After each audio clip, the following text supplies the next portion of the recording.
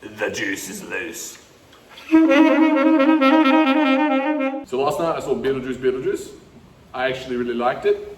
I really liked the first one too. I'm also going to be doing some pull-ups as I discuss it. So Beetlejuice, sequel to the first one. It's got a lot of the charm the first one has, and a lot of the characters come back. You're still following the Deets family mostly, but with some new additions. A lot of things I liked about this movie. I liked, for one, the practical effects, amazing. Just like the first one, looked awesome. The sets looked awesome. The costumes looked awesome.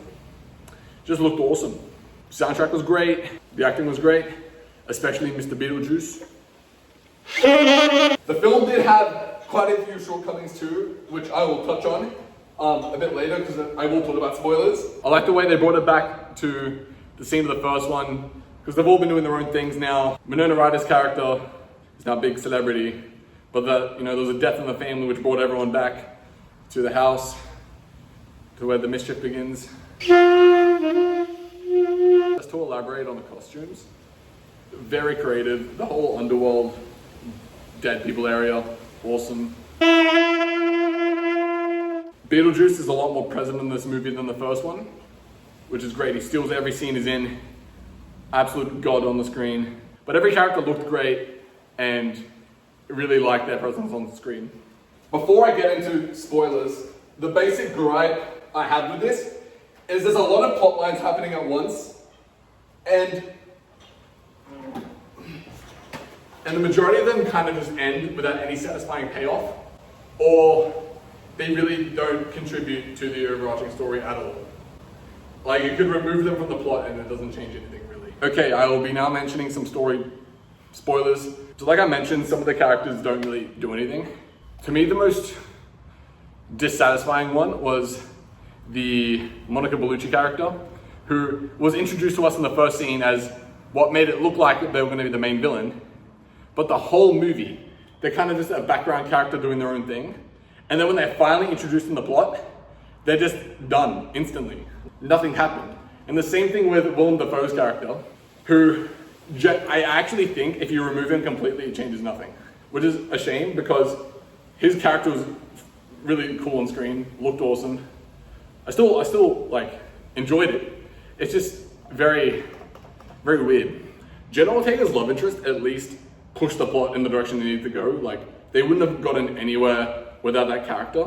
But when the whole twist with that character is revealed, it's ended again almost instantly. And all these little things with like build up happening, and then either it ends or nothing matters with them. It was weird. It was very weird. But to be fair, it was a very weird movie. The whole movie is just weird, but it's good weird. Majority of it is really good weird. Despite its flaws, overall, I really like the movie. I would recommend it, especially if you like the first one. It's a lot better than a lot of the other movies that get sequels way after, except Top Gun. Top Gun's goated. Highly recommend to Beetlejuice fans, and recommend to everyone else. My rating. It has also been discussed, what does this rating mean? I thought it was kind of obvious, but it basically means my rating for Beetlejuice is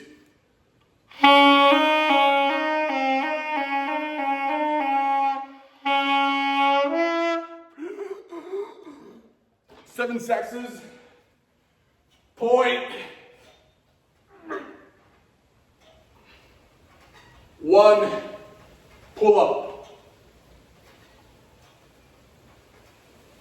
Go watch the movie. I liked it a lot.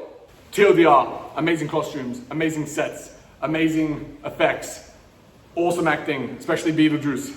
It was also just really funny. I laughed a lot. A couple weird plot decisions, a couple irrelevant plot decisions, but the movie was great. I highly recommend Beetlejuice.